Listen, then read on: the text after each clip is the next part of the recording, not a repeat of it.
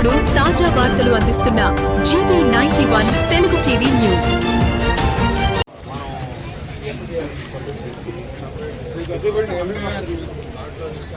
Card separate అయిందా?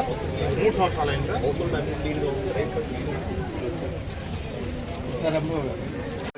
అప్లికేషన్లో వివిధ సమస్యల మీద రావడం జరిగింది.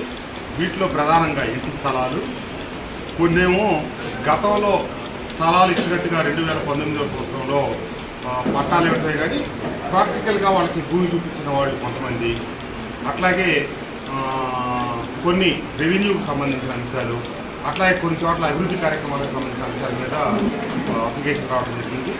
ఇంకానేమో వృద్ధాప్య పెన్షన్లు అవన్నీ కూడా అర్హత ప్రకారం అన్ని అప్లోడ్ చేయడం జరుగుతుంది. ఇంటి స్థలాలకు సంబంధించి అర్హత కలిగిన వాళ్ళందరినీ మేము అప్లోడ్ చేస్తాం, వాళ్ళు కూడా చేసుకుంటాం, వెరిఫికేషన్ జరుగుతుంది. ప్రభుత్వం ఇప్పుడు ఏ నిర్ణయం తీసుకుందంటే ఎవరైతే అప్లికేషన్ పెట్టారో వాళ్ళందరూ ఎన్ని అప్లికేషన్లు వచ్చినాయో చివరిగా వడపోత పోసి వాళ్ళందరూ తగ్గ భూమిని సేకరించి పట్టాలు ఇచ్చేటట్టుగా నిర్ణయం తీసుకున్నాం. కొంతమందికి ఏమో పొజిషన్ సర్టిఫికెట్లు, కొంతమందికి హౌసింగ్కి వెళ్ళడానికి ఎంఆర్ఓ గారు ఆథరైజేషన్ కావాలని కొన్ని అప్లికేషన్లు వచ్చినాయి.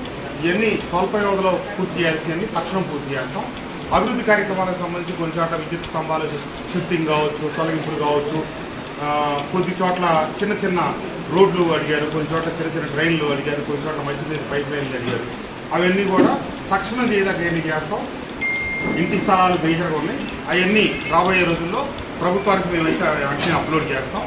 ఆ ప్రభుత్వం ఎప్పుడైతే నిర్ణయం తీసుకుంటుందో అప్పుడు వాళ్ళందరికీ పట్టాలు ఇచ్చినట్టు తెలియదు.